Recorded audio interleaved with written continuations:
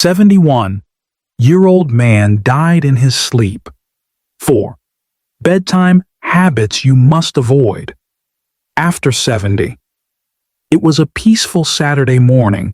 The early morning sunlight streamed through the window of Harold Davis, a 71-year-old man who had just retired for 3 years. His wife, Linda, had woken up early to prepare breakfast as usual: pancakes, fried eggs, and a cup of black coffee without sugar, Harold's favorite for 40 years. She put her hand on his arm and called softly, "Harold, wake up. We're going to the supermarket early today?" But there was no answer. She shook him again, and then a third time, calling out more loudly. "Harold?" There was a pause. Strange. And then a long silence. She called an ambulance. Only 7 minutes later, the medical team arrived. But they just shook their heads. There was no sign of struggle, no pain. Simply, Harold passed away in his sleep. A death that was so peaceful it was chilling. Or rather, sudden. Too sudden. The family couldn't understand. Just last night he was still laughing, watching the news on TV, and even said that tomorrow he would wake up early to go to Walmart to buy more soil to plant tomatoes in the backyard. No serious underlying disease. No warning signs. But after the autopsy, the medical examiner said something that left everyone speechless. He had heart failure in his sleep. There was no warning pain. His body just died. And then, the old doctor, with more than 30 years of experience in geriatrics, quietly added, "This is not uncommon. I have seen hundreds of such cases, and most of them are related to seemingly very normal habits before bedtime. Did you know that there are things you do every night that seem harmless but can silently cause strokes, heart failure, and even death while you sleep, especially when you turn 70? And the scariest thing is, you or someone you love could be doing those things tonight." In today's video, I'm going to tell you about 4 bedtime habits that people over 70 should absolutely avoid. Not from a book, but real stories from real people like Harold, Evelyn, Robert. Each of these habits can be the last straw, something that was fine when you were younger, but at 70, it could be the last thing you do before never waking up again. And especially at the end of the video, I will reveal a habit that 90% of older adults in the US do every night, but it has the highest potential risk. If you are ready to discover these things, click like and subscribe to not miss the next important videos. And if you have elderly parents or relatives, share this video with them as soon as you finish watching. If you have ever witnessed a relative suddenly passing away, comment your story below. Who knows? Your story may help someone wake up in time. Now, let's go back in time to Harold's last night and begin to explore the first dangerous habit: dinner too late and the price to pay. Harold was never the type to be careless with his health. He goes to the gym 3 times a week at a park near his home, with a group of close old friends in suburban Bloomfield Hills, Michigan. Every Wednesday afternoon, he stops by the library to read the newspaper and borrow books, usually historical novels or books about aircraft, an old passion from his days as a mechanical engineer. And above all, Harold was a model husband. His wife, Linda, who suffered from severe arthritis, used to ask Harold to rub oil on her knees every night. He never forgot. But there was one thing he didn't pay attention to: his habit of eating dinner at 9:30 p.m., usually a large meal, rich in meat and cream sauce. Why so late? Harold had a habit of watching TV late or reading technical documents until almost 9 o'clock before going into the kitchen. Linda ate early, but he always thought, "I've been eating like this all my life. What's wrong with that?" And sure enough, it seemed fine, until he never woke up from one such night. Creamy mushroom pasta, his favorite from his days at Ford in Detroit, a Caesar salad, and a glass of red wine. Not much, but it was 9:35. He finished, wiped his mouth with a napkin, and went to bed, unaware that his stomach was beginning to react differently, more slowly and heavily. As Harold drifted off to sleep, his digestive system was still working overtime.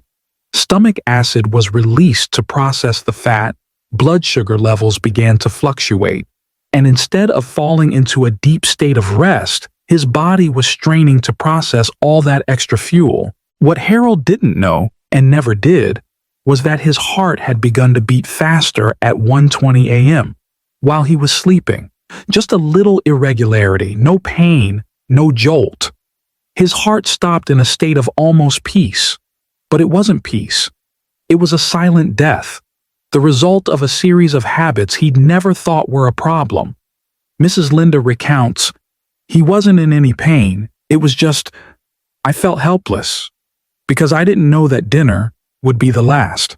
Linda lived with that torment for more than a year after Harold's death. Then, at a local senior health seminar, her doctor explained to her, at 70, all metabolic functions slow down. A late meal, high in fat, can lead to a slight increase in blood pressure during sleep, temporary difficulty breathing, or irregular heartbeat. What Harold had for dinner that night, creamy spaghetti, Caesar salad, wine, wasn't wrong. It was just the timing. How many people are repeating that habit tonight? You might see yourself in Harold, or see your parents. We eat late because of work, because of habit, because we think I'm still healthy. But after 70, the body no longer plays by the rules of 40. Every late meal, every time you lie down right after dinner, can be a risky game with your heart. If you've ever thought, I've been doing this all my life and nothing has happened, let me tell you, Harold thought so too. And that night was not just the end of a day, it was the end of a life. If you find this important, share the video with your loved ones. Who knows? You might just save a life. And if you have witnessed something similar, leave a comment sharing your story. It could be a mirror for others. People like Harold are not alone. Just 6 months after Harold's death, nearly 1,200 miles away, in a small house outside Sacramento, California, a 74-year-old woman named Evelyn Brooks also nearly didn't wake up after a seemingly normal night. Evelyn is a meticulous person.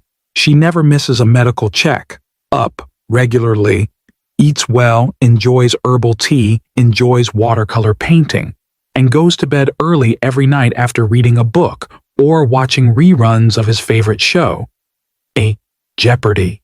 Her routine was almost perfect, except for one thing. She always drank a full glass of water before going to bed. To avoid dehydration, to be good for the kidneys, she still believes, and it is true that the doctor once advised her to drink enough water during the day, but during the day does not mean before going to bed at 10:30 p.m. And then, one December night, the temperature dropped. Miss Evelyn, as usual, turned off the light and put the novel she was reading on the shelf, bedside, and drank a glass of forbidden water. Sleep arrived later than usual. At 1:55 a.m., she woke up. The urge to pee came on suddenly, as if someone had flipped a switch. She groped her way out of bed in the dim light.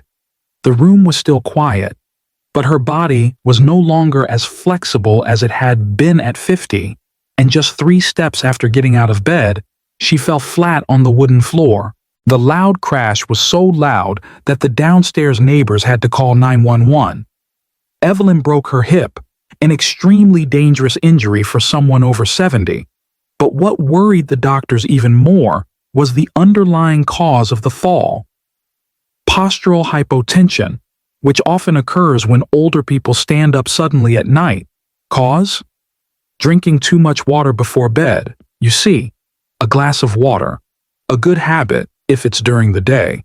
But as we age, after 70, the body doesn't retain water as well as it used to. The bladder gets weaker, reflexes get slower, and the urge to pee at night does not just disrupt sleep, it can lead to fatal accidents.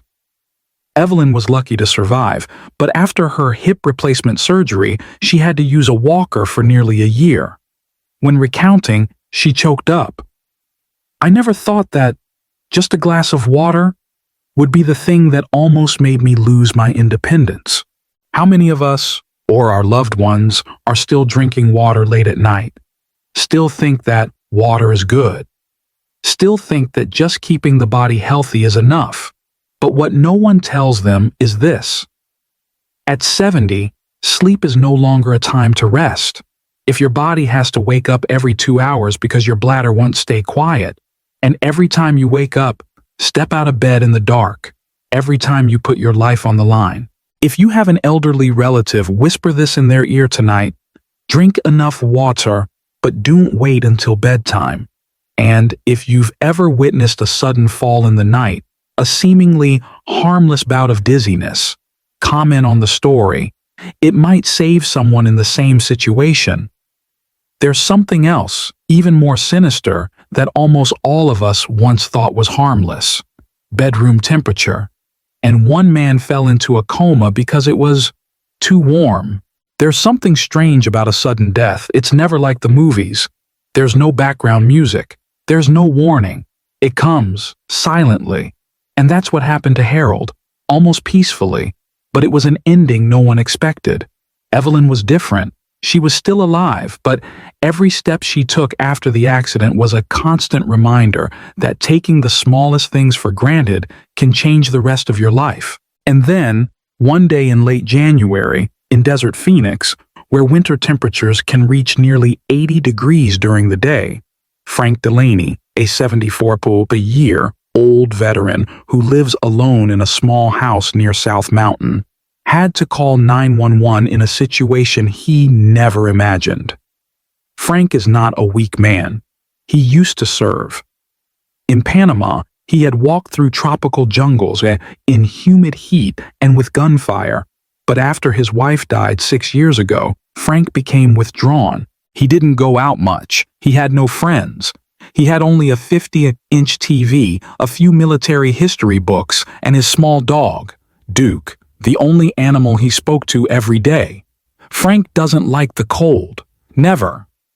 Even in the middle of an Arizona winter, he turns the heat up to 76 degrees, keeps the windows and doors closed, and piles on 3 layers of heavy blankets. Good night, this he die. I'll see, he said, but there are things that, when too warm, are no longer comfortable. They are suffocating. That night, he went to bed at 9:15. Before going to sleep, he ate a piece of apple pie left over from lunch. He drank another half glass of milk. Then he climbed into bed, pulling the covers up to get some water. Duke lay curled up at the foot of the bed, as peaceful as he was every night.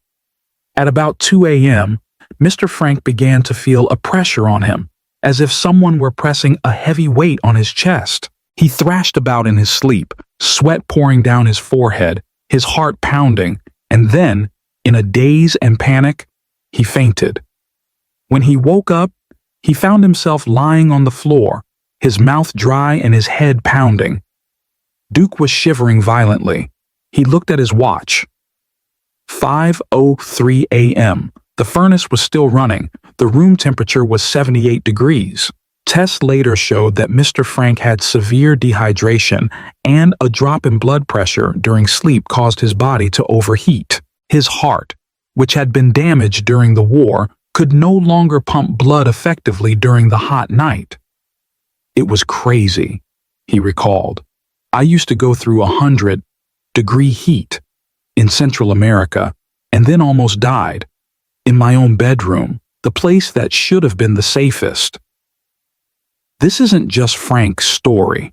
It's a wake-up call for millions of older Americans who believe that warm is safe, unaware that after age 70, the body's ability to regulate temperature declines, and a room that's too warm can increase heart rate, cause dehydration, and lead to a heart attack while sleeping.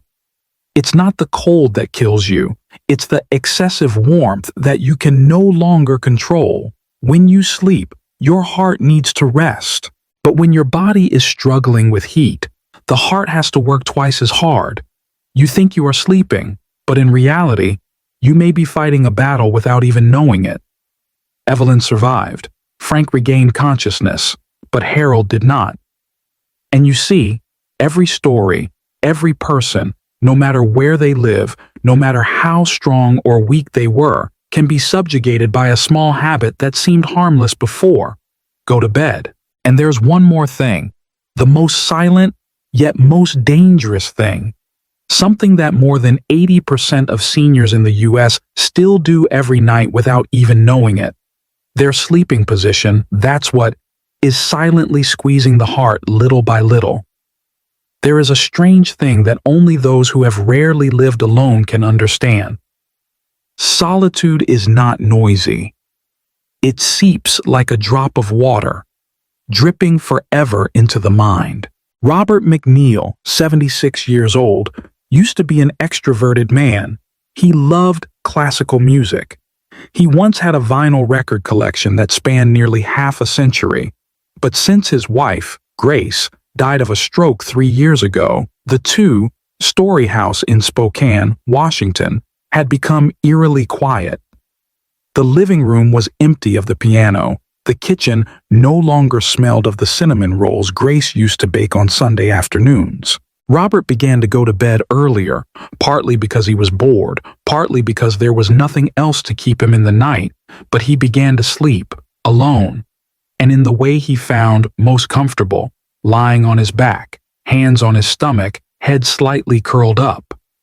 "I've been sleeping like that since college," he once told his doctor. "It makes me feel lighter. But my body is no longer that of a 20-year-old woman, and comfortable does not mean safe." It all started with some strange coincidences after that day. Robert woke up with his heart beating abnormally fast. Another day, he felt like already done night, as if he could not remember anything. And then, one misty morning, he woke up with a throbbing headache, as if his brain was starved of oxygen. Night. His daughter, Susan, a night nurse, was so worried that she took him to a sleep clinic. Results. Robert suffered from sleep apnea, a dangerous sleep disorder that often occurs in older people when they lie on their backs. Doctors said that during his 7 hours of sleep, he had more than 80 short pauses in breathing, moments when his airway is blocked by his tongue and mouth muscles sliding down and blocking his windpipe. He didn't know, but his heart did. It had to beat rapidly to stay alive. And every night like that was a silent battle that he didn't know he was fighting. If Mr. Frank fought the heat, then Robert fought his own sleeping position, a habit that seemed harmless, even the most natural. Susan, with the patience and love of an only daughter, placed a long pillow across her father, his body every night, helping him to lie on his left side. This, the doctor advised, was the ideal position. It reduced the pressure on the heart, helped the lungs to relax, and also helped the digestive system to function better. The first week, Robert felt uncomfortable, but by the third week, he began to sleep more deeply, with fewer interruptions. His muscles relaxed, and miraculously, he began to doze again. "I haven't had a dream in years," he said to Susan. "But last night, I saw your mother making waffles." You see that? A sleeping position, a seemingly small choice, but it can be the difference between a peaceful night and a heart attack that takes everything away in silence. Harold had no chance of changing. Evelyn had spent almost a year recovering from a fall. Frank had barely survived a night in an overheated room. And Robert, who had been lucky enough to be woken up in time, had to learn how to lie down again. So what about you? What habit do you, or someone you love, engage in at least once a day that you never thought might be causing you harm? No one warns us. No bells. No signs. Just stories like this one, quietly reminding us that living long is not a matter of luck, but a series of conscious choices, starting from sleep. Tonight, if you find these thoughts worth pondering, please Subscribe to the channel to watch the next stories, whispers that no one teaches you, but can save yourself or your loved ones. Share this video with your friends because a simple send today could be the reason someone wakes up tomorrow. And if you've ever had a similar experience, leave a comment because sometimes your story could save someone in the middle of a quiet winter night. And don't forget, tomorrow's video will be about something very personal. 4 types of nuts you should eat, and 4 types you should absolutely avoid after 60. A seemingly simple topic, but containing nutritional secrets that can completely change your heart health, memory, and longevity. Next video title: 4 nuts you should be eating and 4 you shouldn't. Get ready, because what you think is healthy could be silently causing harm every day without you even realizing it. Thank you for staying until the end. Wishing you a good night's sleep, not just in your sleep, but in every choice you make from now on. See you in tomorrow's video.